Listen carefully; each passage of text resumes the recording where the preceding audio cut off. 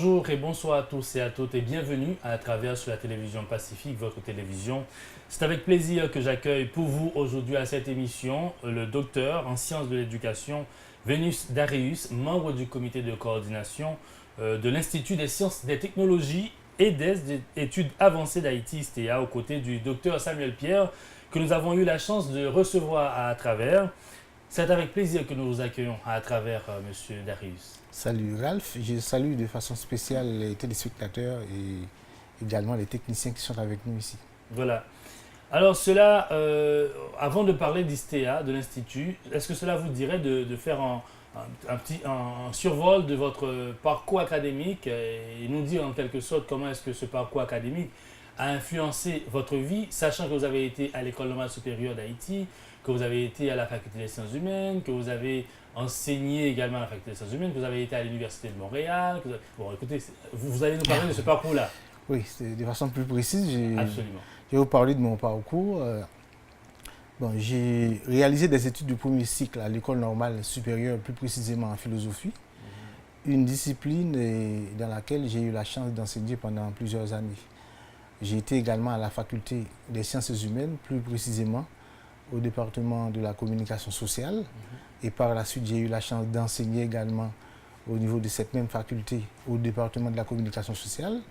J'ai été par la suite à la faculté d'ethnologie, plus précisément, et au département des sciences du développement, où j'ai réalisé une maîtrise.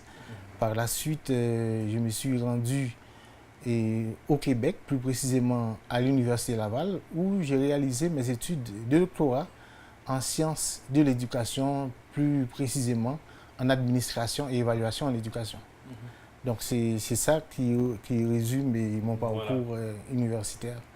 Et là, vous êtes docteur en sciences de l'éducation avec une spécialisation en administration. Oui, gestion et évaluation en éducation. Voilà. Et du coup, comment est-ce que passer en tant que philosophe, on peut le dire comme ça, et professeur de philosophie, professeur au département de communication, spécialiste en développement, du coup docteur en sciences de l'éducation, comment est-ce que tout ce parcours que vous avez fait, d'abord quelles sont les connexions entre tous ces domaines-là et puis comment est-ce que ce parcours a influencé votre vie? Est-ce qu'il a fallu que vous ayez ce parcours pour être aujourd'hui ce qui vous êtes? Bon, généralement, on a tendance à parler de moi, à me classer comme étant quelqu'un d'atypique. En ce sens que j'ai eu un parcours assez diversifié. Études de philosophie, professeur de philosophie, qui s'intéresse surtout au monde des idées, qui s'intéresse surtout à la théorisation. Communication, j'ai fait une licence en communication. La communication, ça permet de comprendre les autres, de comprendre les relations qui existent entre soi et l'altérité, entre les différentes instances de la société. C'est ça la communication. Sciences du développement, ça me permet de comprendre ma situation, la situation du pays en tant que tel par rapport aux autres pays, la situation géopolitique et disons d'Haïti et par rapport disons à l'universalité. Et ma formation en sciences de l'éducation, ça me permet d'aborder la vie de façon plus pédagogique, de comprendre la vie avec beaucoup plus de méthodes. Donc j'ai aussi d'autres parcours parallèlement à ça. Par exemple, pour donner plus de méthodes, pour donner plus d'ordre à ce que je fais dans la vie, à ma vie en général, je peux évoquer le parcours et la formation que j'ai eu au niveau de la police nationale d'Haïti. Donc quand même, c'est un parcours atypique, comme vous dites. Atypique jusqu'au grade, disons, de la base et jusqu'au cadre. Quand même, c'est une formation, un parcours qui m'a permis d'ordonner ma vie en dépit de cette dimension de théorisation et de philosophie, de théorisation. Voilà. Et du coup, vous avez rencontré l'Institut des sciences, des technologies et des études avancées d'Haïti, c'est l'ISTEA, qui est sans doute, qui a une certaine connexion avec le grand monde de docteur, avec le docteur Samuel Pierre, que je l'ai dit, que j'ai reçu à ce fauteuil pour une émission d'à travers. Alors parlez-nous un peu de l'ISTEA et comment est-ce que vous avez rejoint vous-même l'ISTEA et puis quels sont les rapports entre l'ISTEA et le grand monde. Bon, bon, je vais commencer par la fin plus précisément. Et ma relation avec l'ISTEA, comment est-ce que j'ai rejoint l'ISTEA? Je peux dire que j'ai été à Québec après mes études doctorales. Donc il y avait l'offre qui a été lancée. Donc l'appel d'offres qui a été lancé pour rejoindre l'ISTEA, pour quand même recruter quelqu'un qui devait être responsable, disons, de la direction des affaires académiques à l'ISTEA. Donc j'avais postulé et j'ai réussi le concours. Donc depuis là, depuis décembre 2016, j'étais dans un premier temps pendant 1 an directeur adjoint des affaires académiques. Et depuis janvier, je suis directeur des affaires académiques de l'ISTEA, qui est l'Institut des sciences, des technologies et des études avancées d'Haïti. Voilà. En ce qui a trait à la relation qui existe entre l'ISTEA et GRAN, je dois dire que l'ISTEA est quand même est un fils de GRAN. Et GRAN, lorsqu'on dit GRAN, on l'appelle GRAN Monde, c'est Groupe de réflexion pour une Haïti nouvelle.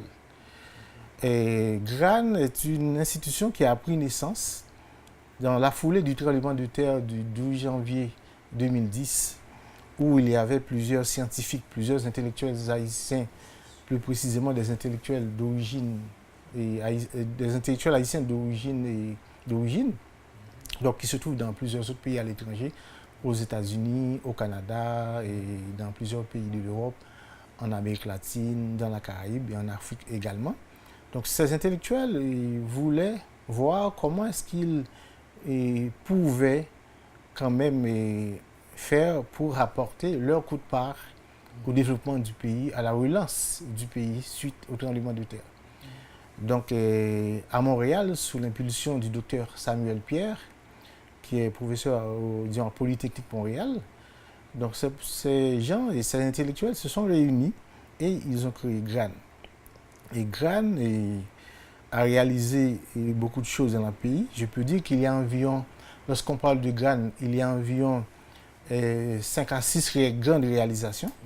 Il y a Synthèse, qui est une bibliothèque en ligne qui fait la recension des travaux scientifiques sur Haïti. Il y a une presse de GRAN. Il y a Pigran, qui est un vaste projet de développement dans le Nord, particulièrement à Mileu, à Génipaé. Voilà.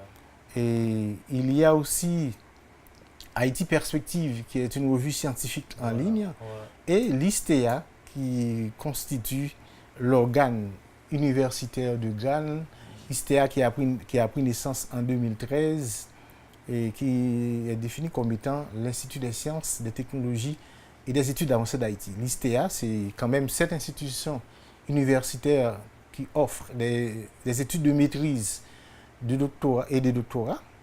Donc, si je veux être plus précis, je veux dire des études de DSS, diplôme d'études et supérieures spécialisées dans un premier temps, des études de maîtrise et des études de doctorat. Donc, c'est 3 niveaux de formation que nous offrons à l'ISTEA. Voilà.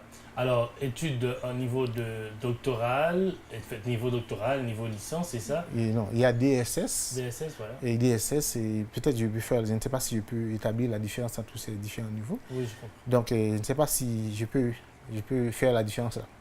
Ok. Alors, en fait, si vous voulez faire la différence alors? Oui, c'est ça. Les études de DSS, je peux dire que ce sont... il s'agit d'une étude postgraduée. Donc, quelqu'un qui a eu une licence, donc cette personne peut postuler pour les études de DSS. DSS, il s'agit de réaliser les 30 crédits de cours. Donc, on n'a pas besoin de réaliser de mémoire.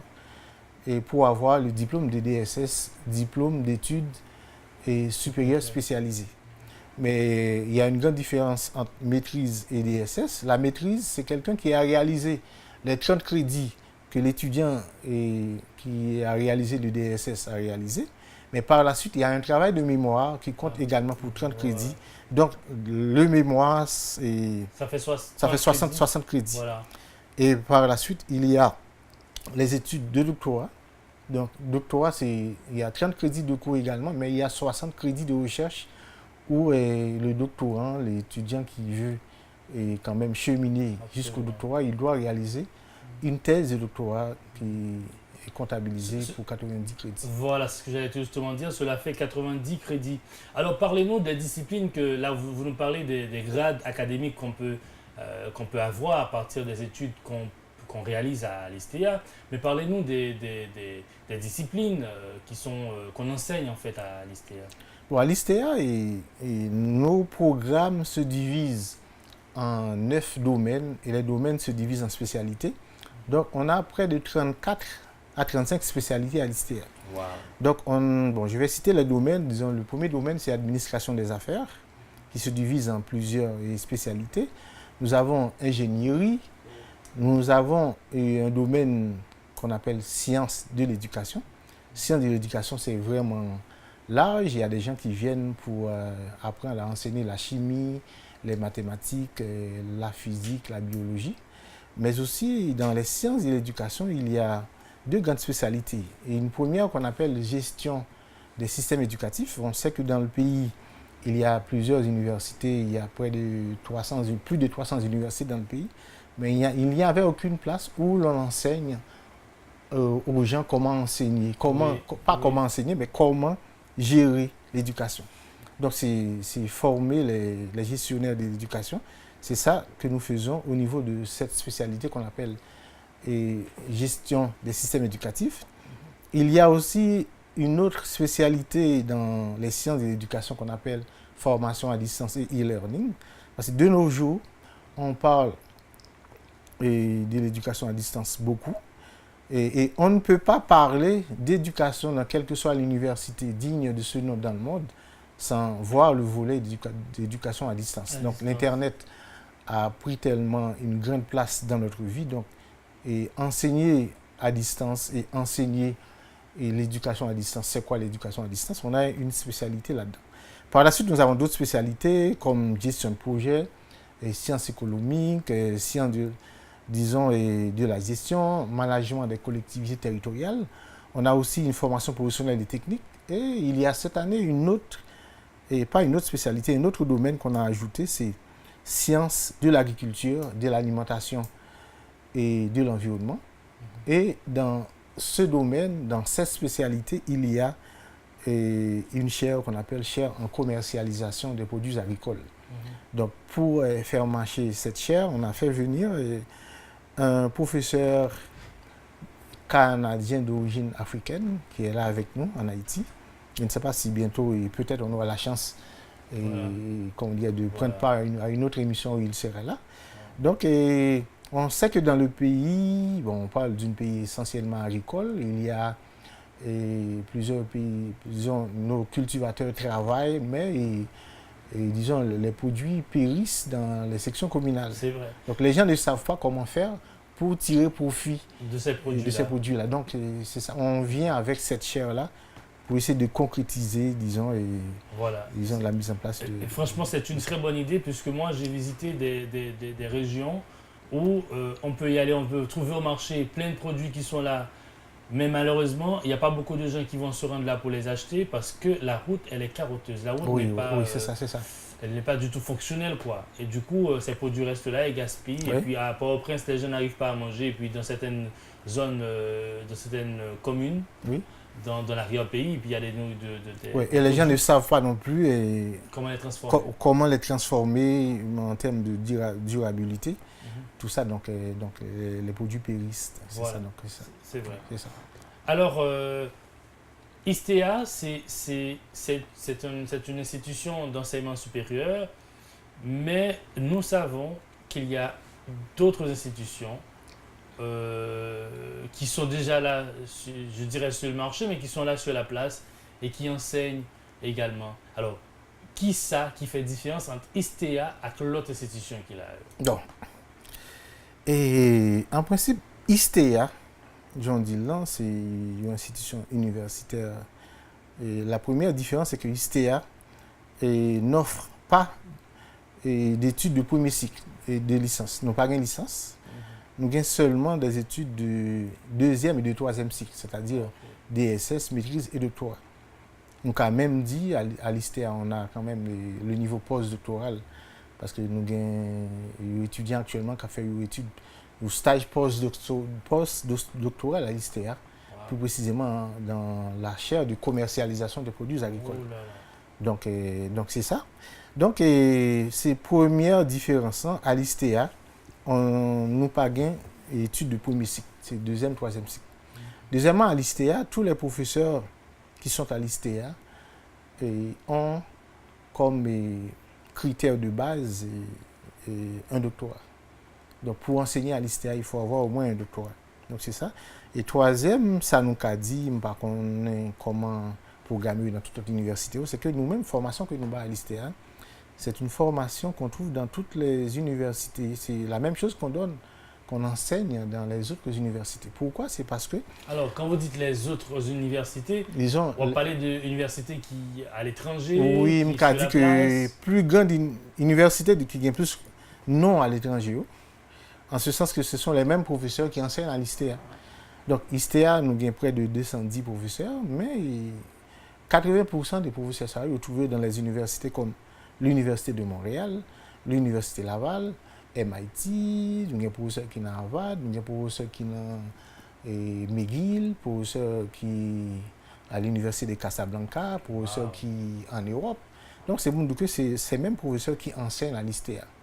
Bon, par contre, si on a privé sous question, côté que je dis que qui j'ai un professeur ça a fait pour enseigner à l'ISTEA. C'est la question que j'allais tous vous poser. Est-ce que c'est e-learning que nous utilisons? Qui ça fait? Bon, à l'ISTEA, nous avons une formation à la fois présentielle et distancielle.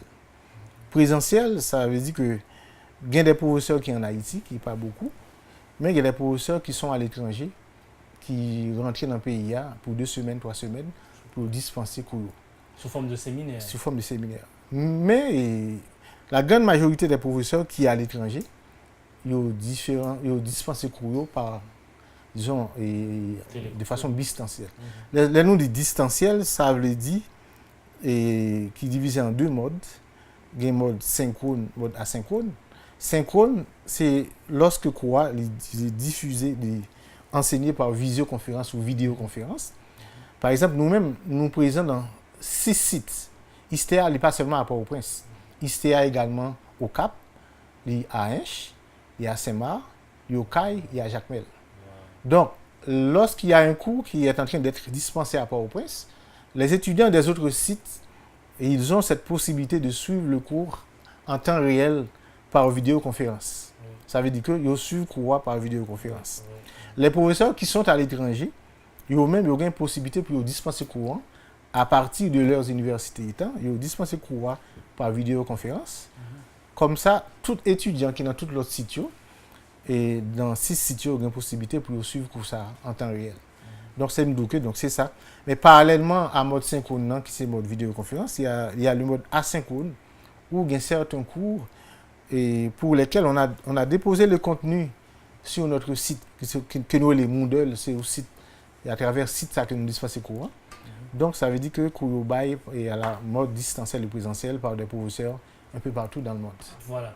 Au fait, alors, nous avons une question qui peut-être qu'il y a 2 volets là-dedans. D'abord, peut-être qu'il caresse un seul volet tout. Nous ne connaissons que pas vraiment en Haïti. Il n'y a pas, bon, je ne vais pas dire qu'il n'y a pas beaucoup, mais les gens qui vont entrer en niveau maîtrise en Haïti, il n'y a pas un pile, ils ne sont pas nombreux.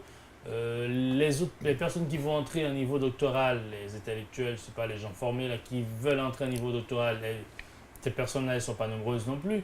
Alors, pour qui ça nous choisit que c'est 2 niveaux ça nous bas, pendant que peut-être le marché est peut-être beaucoup plus attrayant en bas au niveau de la licence. Oui. Ok. On compte en question, en ce sens que ça permet des tableaux différents. Tout à l'heure, je changeais comme tu dis que il y a plus de 300 universités dans le monde. Disons en Haïti, bien entendu. Mais l'université, ça, il y a plus offrir une formation de premier cycle. Oui, c'est vrai. Donc, jusqu'à présent, bon, il est vrai que maintenant, il y a plusieurs niveaux, il y a plusieurs études de maîtrise, mais pas vraiment, il y a un pile universités qui offrent études de maîtrise actuellement. Non. Mais nous-mêmes qui, là, actuellement, bon, je ne sais pas si actuellement, il y a l'autre institution qui fait prendre licence, mais même l'année dernière, nous étions la seule institution qui offrit des études de doctorat sur le terrain. C'est vrai. Et il est vrai que tu as une école doctorale et dans l'autre université, tu as gagné tout dans l'IEH, mais c'est une école doctorale qui fonctionnait côté que les professeurs sont à l'étranger. C'est un co-tutelle que vous faites, et côté que ces étudiants, des fois, qui quittent le pays à 4 jeunes professeurs à l'étranger. Alors que nous-mêmes, ISTEA, nous sommes une école, côté que ce sont les professeurs qui quittent leur pays pour venir trouver nos étudiants en Haïti. Ils quittent le pays pour venir en Haïti, nous-mêmes, nous faisons l'effet inverse. Donc, ça veut dire que un peu d'étudiants qui sont dans le pays, qui sont des professionnels qui avaient étudié à l'étranger, il y a un peu qui étudient en Haïti qui, par rapport à la responsabilité, par rapport à champ d'activité, ils n'ont pas qu'à aller à l'étranger. Ou du moins, si ils jugé de toutes les valeurs, formation qui sont dans l'ISTEA, que sont formation qui est au niveau universel. Donc, ils ont choisi pour faire doctorat ensemble avec nous. Donc, ça veut dire que c'est ça qui fait différence. Nous-mêmes, nous sommes l'école doctorale. Nous ne pas venir dans la logique de complémentaire, pour nous faire polémique avec l'autre université. Au contraire, ISTEA, c'est partenaire, toute université souterraine, ou presque. Ça veut dire qu'il y a un pile d'étudiants de notre université qui a fait maîtrise à doctorat à la CAI, nous. OK? Et nous faisons formation des formateurs, surtout à travers notre spécialité gestion des systèmes éducatifs. Et tout en pile professeurs il y a des professeurs qui ont un doctorat dans l'autre université, comme nous-mêmes, pour faire couler la CAI, nous, ce doctorat pour gagner. Mais en pile professeurs, ça a qui fait couler la CAI, nous tout. Donc ça veut dire que l'ISTEA n'est pas établi souterrain dans une logique de polémique, mais c'est dans une logique de complémentarité, dans une logique comme si pour venir en appui aux autres universités, aux institutions universitaires haïtiennes. Voilà, alors en appui aux autres institutions haïtiennes. Et maintenant, c'est-à-dire que nous focus ça, c'est pour professionnels haïtiens qui peut-être au niveau maîtrise, qui peut-être au niveau doctoral, professionnels haïtiens qui au niveau licence, qui peut-être au niveau maîtrise, c'est eux qui focus nous. Et de fait, mais est-ce que le facile pour mon entrée dans l'ISTEA, est-ce que pas bon cours qui peut-être qu'a fait que bon jeune ne soit pas carrément pour formation ça? Oui, en principe, c'est Jean Doulan, donc sur formation qui baille, comme je dit tout à l'heure, mode présentiel et distanciel. Oui, Donc, qui dit présentiel, distanciel, ça veut dire que il y a des gens qui ont déplacé sur l'étranger pour entrer.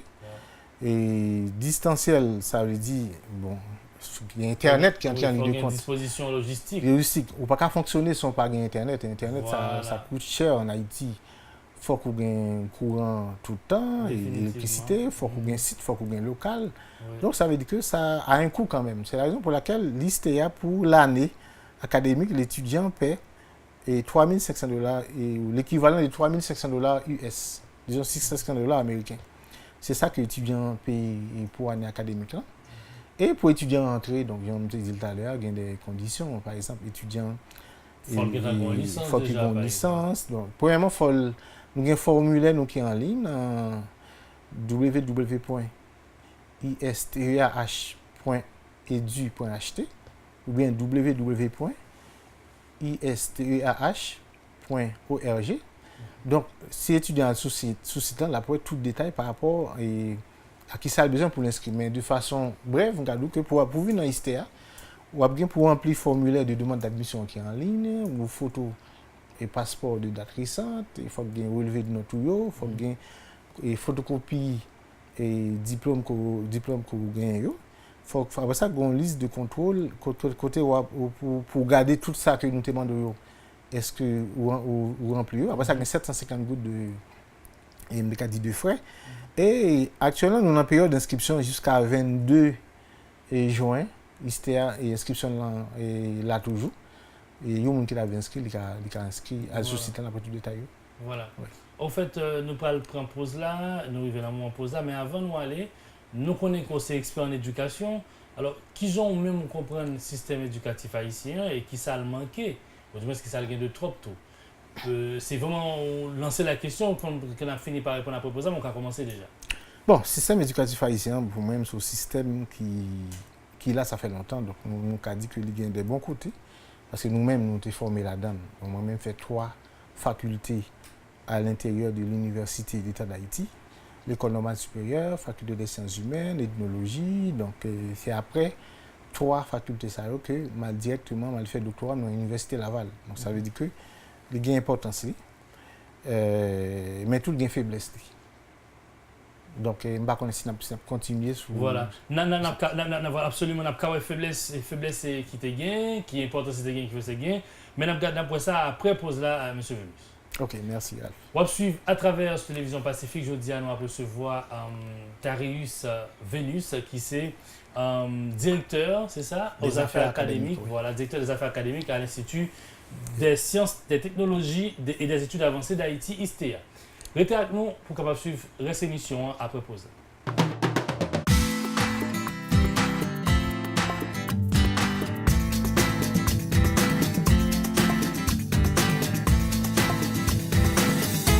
On va suivre à travers la télévision Pacifique. Je dis à nous de recevoir Vénus Darius, qui est docteur en sciences de l'éducation. Avant de poser là, on a parlé de points forts, points faibles, études nous en Haïti et par rapport avec études que nous fait au Canada, études doctorales fait au Canada. Alors, qui sont tes points faibles l'autre au Canada, qui sont tes points forts? Bon, et nous avons dit point fort, c'est qu'en Haïti, on a une capacité ou gain déjà pour commencer et dit pour faire recherche. Donc, par exemple, en Haïti, pour une licence, vous supposez réaliser et soutenir le travail de mémoire qu'on présente devant le jury. C'est la même chose pour le diplôme de mémoire et de maîtrise. Donc, non seulement vous préparez le travail là, vous présentez devant le même jury. Et donc, ça, c'est la capacité qu'on gagne pour communiquer les résultats de recherche. Donc, les que vous parlez pour faire au niveau du doctorat, il n'est pas compliqué. Alors que à l'étranger, plus précisément en Amérique du Nord et en pile pays dans l'Europe, c'est seulement au niveau du doctorat qu'on fait soutenance. Au niveau de licence, que le baccalauréat, le bachelor, on a un pays anglophone, vous faites seulement formation, vous faites formation de base. Okay, pas un travail de mémoire au niveau de la licence ou au niveau du baccalauréat. Au niveau de la maîtrise, il faut un travail de 60 à 120 pages qu'on n'a pas présenté. Donc, c'est seulement au niveau du doctorat qu'on fait présentation. Donc, ça veut dire que l'étudiant qui pas fait mémoire dans le niveau licence, qui pas fait mémoire, mais qui pas fait présentation, qui vient pour faire présentation et pas devant même jury, juste au niveau doctorat, ou qu'à plus stressé lorsque c'est à la dernière minute au niveau du doctorat ou pas le ensemble de présentations pour faire. Ouais. Donc ça, je me dit c'est point fort. Mais point faible là, c'est que il y a des gens qui posent des questions pour qui ça à l'étranger au niveau de la licence que les baccalauréats n'ont pas fait et mémoire. Donc, parce que l'objectif de l'étude de premier cycle, c'est permettre à l'étudiant de gagner l'ensemble de matières de base. Sciences que là-dedans, ou bien formation de base, ou bien les fondamentaux qui permettent de maîtriser le domaine. Ok. Donc, alors que lorsqu'on dit maîtrise et doctorat, ou surtout au niveau de la recherche, côté que vous intéressé à des aspects spécifiques du domaine de sciences qu'on va étudier là-dedans, en vue de faire avancer la science. Donc, au niveau de maîtrise et doctorat, oui, nous scientifiques qui travaillent pour permettre cette science-là avancer. Donc, faiblesse qui est en Haïti, c'est que souvent nous accordons trop de temps, étudiants accordent trop de temps à la recherche au niveau de licence. Nous connaissons que la grande majorité des formations universitaires nous en Haïti, c'est au niveau du premier cycle, la licence. Mais des fois, il y a 50% de temps étudiant, ils prennent à faire recherche ensemble avec, alors que si le pays a des niveaux de maîtrise et de doctorat, et étudiant ça, il a plus consacré à étudier, à grandir, connaissances dans le domaine. Donc, en plus l'étudiant haïtien qui va à l'étranger, le problème qu'il y a, c'est que il y a un problème dans la formation de base. Des fois, leur étudier, il faut chercher équivalence. Et cours qu'on fait en Haïti, vous voyez que premièrement, il y a des cours où le professeur qui prend 6 mois pour le faire en Haïti, il prend 1 an. Et une année académique pour dispenser au cours, alors qu'à l'étranger, des fois, on arrive avec tout ça gain en termes de multimédia. Donc, en une semaine, en 1 mois, ou ça qu'en Haïti, le professeur doit prendre 6 mois pour l'ouer. Donc, l'autre barrière encore, c'est qu'à l'étranger, on joue donc a dit la documentation. Donc, il y a une bibliothèque, toutes sortes de besoins aujourd'hui. Alors qu'en Haïti, il y a quand même ce problème de documentation. Donc, en Haïti, j'aime dire, c'est formation initiale, là, formation de base qui n'est pas complétée. Et il y a un ensemble de matières, des fois c'est pour ça par pour eux, des fois c'est c'est documentation étudiant par exemple. Donc il fait que formation de base il n'est pas suffit. Absolument. Et du coup on traîne beaucoup et on perd son temps, on perd le temps et puis là le pays a toujours été dans le même état, il n'y a pas vraiment ce changement qui puisse arriver. En fait. Oui, c'est ça.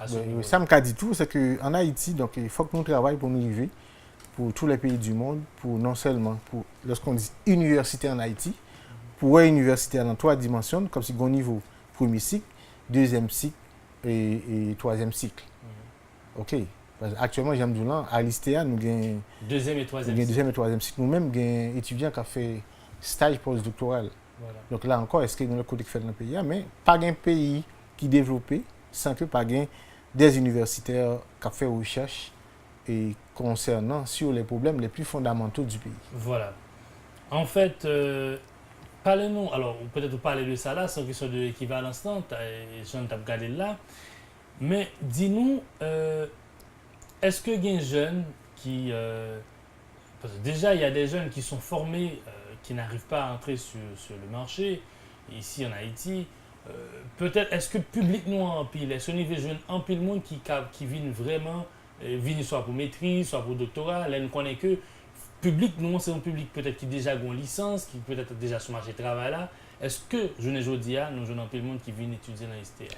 Oui, bon, en principe, nous connaissons que niveau maîtrise doctorat, ça veut dire que dans tous les pays du monde, et tout le temps, on va monter pyramide là. La réduit, c'est ça. Donc, c'est ça. Ça veut dire que je changeais et nous sommes dans l'université Laval, côté qui est époque, côté estimé, le monde qui a fait baccalauréat, ça nous les licences en Haïti, c'est estimé à près de 80% de la population estudiantine. Donc, c'est pour nous dire que c'était 20% pour les études de maîtrise, de doctorat et de stage postdoctoral. Donc, ça veut dire que la population universitaire est réduite à ce niveau. Oui, mais ou bien aborder des questions, en ce sens que la grande majorité des étudiants que nous avons avec nous, c'est des étudiants qui travaillent. C'est des gens qui déjà, embauchés quelque part, c'est des professionnels qui veulent parfaire connaissance, soit dans la logique personnelle, ou logique pour prendre promotion, ou logique pour eux-mêmes, pour faire autre chose dans le domaine, pour faire science avancer dans le domaine qui est là-dedans. Oui, c'est ça. En termes de quantité, nous avons une très bonne quantité. Oui, mais qu'a dit de façon, et bon, ça fait... À l'ISTEA, nous procédons par cohorte. Ça veut dire que nous avons, bon, étudiants rentrent chaque mois de septembre. Et même en 2013, nous avons une première cohorte, 2014, nous n'avons pas de gagné. 2015, nous avons une deuxième cohorte, 2016, troisième, 2017, quatrième cohorte. Et actuellement... En 2018, on va avoir... Et nous avons une cinquième cohorte, parce que nous sommes en période d'inscription actuellement. Donc, c'est ça. Donc, la grande majorité des étudiants, c'est des gens qui travaillent déjà. Mais nous ne pouvons pas sous-estimer la question de gens qui sont dans le chômage. Voilà. Il y a une chose qui caractérise les pays en voie de développement, c'est la question du chômage. Absolument. Ça veut dire qu'un peu, les gens qui travaillent, des fois, ils n'ont pas un travail. Donc, à l'ISTEA, nous comptons pour nous mettre en place une institution de placement. Quand les étudiants, après étudier, et nous sommes en contact avec les institutions et les entreprises pour étudiants, les qui finissent d'étudier à l'ISTEA, pour le cas, ils viennent nous côté pour chaque pas de travail, ils viennent côté pour rentrer. Voilà, c'est peut-être une question que je vais poser. Et après ça, que vous répondre. Mais il y a une parenthèse, une fenêtre sur le monde du développement, puisque nous connaissons vos conformations, vos maîtrises en sciences du développement. Voilà, en sciences du développement. Alors, souvent, on parle de développement en Haïti. On dit, bon, Haïti, pays en voie de développement. Haïti, pays... d'ici 2030, Haïti, pays émergent. Il y a tout un discours qui accompagne l'idée du développement d'Haïti. Et depuis, nous faisons une première indépendance, le pays avance, mais il n'y a pas vraiment... À un moment, on a une certaine stabilité, mais depuis, après 86, bon, tout le reste, tout ce qu'on sait, développement toujours à traîner. Alors, ou même qui fait ça de développement, qui sont pensés qui bloquaient le développement à Haïti. Bon, en principe, concept développement, c'est un concept qui est pluridimensionnel, et ce concept actuellement qui est très controversé, on a dit ça. Et pluridimensionnel, en ce sens que l'on parle de développement, il faut voir le développement économique, le développement social, le développement culturel, même il y a des gens qui parlaient de développement politique. Mais souvent, il y a un entrée politique là dans le social. Là. Donc, est-ce que Haïti est un pays développé? Est-ce que c'est un pays développé? Bon, de façon générale, il y a classé Haïti parmi les pays en voie de développement, pays du quart-monde, on parlait de tiers-monde. Mais nous n'avons pas qu'à généraliser la question comme ça. Parce que si on apprend Haïti du point de vue culturel, on a dit Haïti a une richesse culturelle. Qu'on prenne au niveau de la littérature, après que, bon, l'année 2017, les Haïtiens qui sont à l'étranger, les Haïtiens qui participent à un pile concours à l'étranger, si on apprend Daniela Ferrière qui est membre de l'Académie française, ou Haïtienne qui te prend un prix, un prix littéraire qui équivaut à prix Renaudot, je crois qu'il est en France. Donc ça veut dire qu'un pile haïtien, si on apprend un livre en folie, qui est considéré comme étant plus grande foi du livre dans le Caraïbe là. Donc Haïti, du bon niveau de développement qui est assez acceptable. Haïti au niveau de la culture, au niveau de la musique. Alors, ça veut dire que, bon, je ne vais pas rentrer trop là-dedans, mais côté culturel, est-ce que nous avons dit Haïti sous-développé? Oui. Mais ce qui est qualifié de développement, est-ce qu'il y a quelque chose qu'on appelle développement effectivement? Oui, parce que le développement, c'est au passage du point A qui, qui côté que au moins bon la donne, de passer à l'étape B, côté que au plus bon. Vous comprenez? Ça veut dire que vous sautez en étape. Parce qu'on ne peut pas définir le développement une fois pour toutes. Ça veut dire que pas un pays qui finit de développer. Tout pays continue à développer. Tout comme il y a un pays qui est développé, soit prend longtemps, la Grèce. Ça, la Grèce s'est constituée au niveau de l'Antiquité, mais la Grèce de nos jours soit point les pays les plus industrialisés, les plus développés en Europe. Donc la Grèce, il dégringolé. C'est la chose pour l'Italie.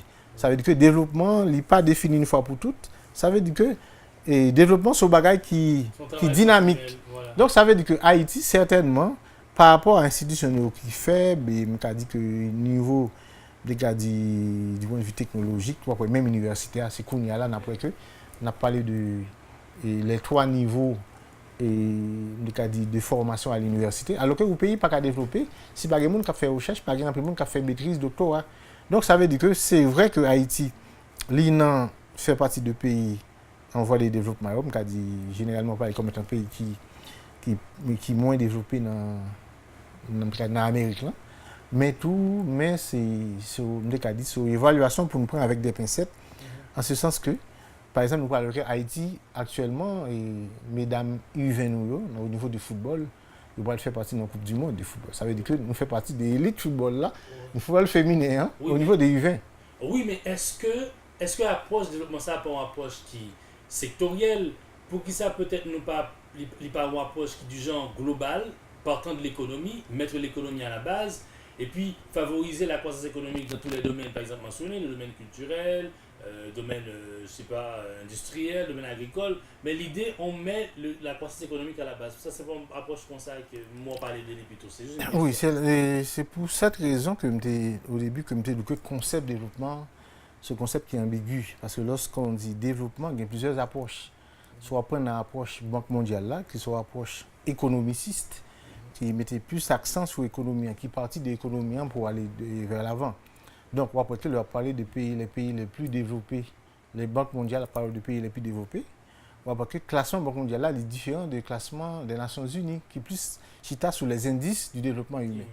Ça veut dire qu'on va parler de combien de monde qui a un téléphone, comment téléphone il y a dans le pays, comment culture là et comment social là est. Donc, ce n'est pas seulement l'économie. Donc, c'est la raison pour laquelle, sous considérer le développement du point de vue des Nations Unies, Cuba, ou qu'a dit Cuba c'est un pays développé. Parce que sur le point Cuba, le taux d'analphabétisme est très bas. Ou bien les 0, qui ça Donc, alors que l'éducation, c'est un axe prioritaire du développement. Santé à Cuba, donc le cas du monde qui n'a pas de santé, qui n'a pas de médecin, il est très bas. Ça veut dire que soit pour un développement du point de vue social, au cas dit Cuba sur pays développé.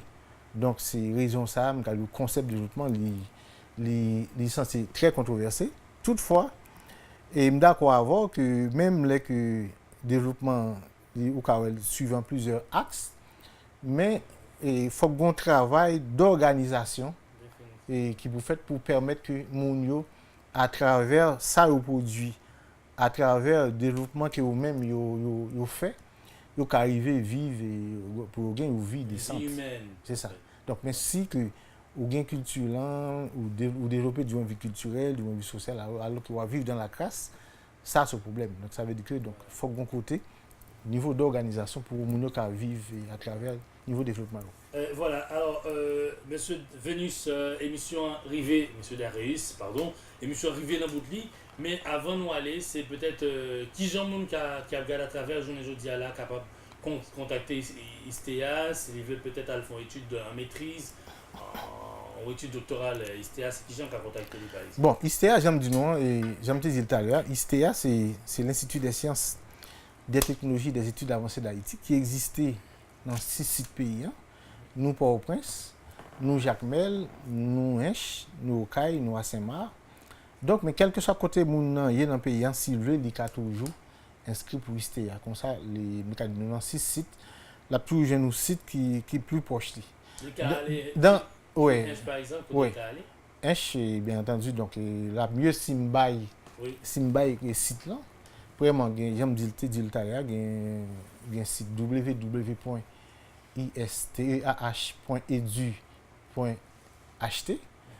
www.isteah.org. Donc, c'est 2 sites ça depuis mon âge sur après tout détail. Mais nous avons un téléphone tout. Et par exemple, le téléphone 36 36 36 07. Et ça fait 3 36 07. Oui, c'est ça. Après, il y a 47 69 04 04. Voilà. C'est 2 téléphones qui est assez, facile pour quel que soit le monde qui veut inscrire dans l'ISTEA, il comme si consulter le numéro de téléphone ça donc ou bien là sur site là. Ça permet de toute information sur l'ISTEA, sur le programme nous, sur le centre de recherche nous et surtout sur l'inscription qui a fini le 22 et disons le 22 juin prochain. Voilà. C'est ça. Monsieur Darius, merci parce que tu as accepté l'invitation à Télévision Pacifique et spécialement dans l'émission à travers. Et merci infiniment et puis nous dit chapeau pour le travail que tu as fait, qui a formé le monde à niveau supérieur, maîtrise ou doctorat. Merci Ralph et merci technicien merci également à tous les téléspectateurs, à tout internaute qui a regardé nous et qui a suivi l'émission. Merci beaucoup. Merci parce que tu as suivi à travers aujourd'hui à Télévision Pacifique, Télévision pour là. Nous arrivons dans le bout de l'émission. Nous invitons à continuer à brancher Télévision Pacifique pour suivre la programmation. À bientôt.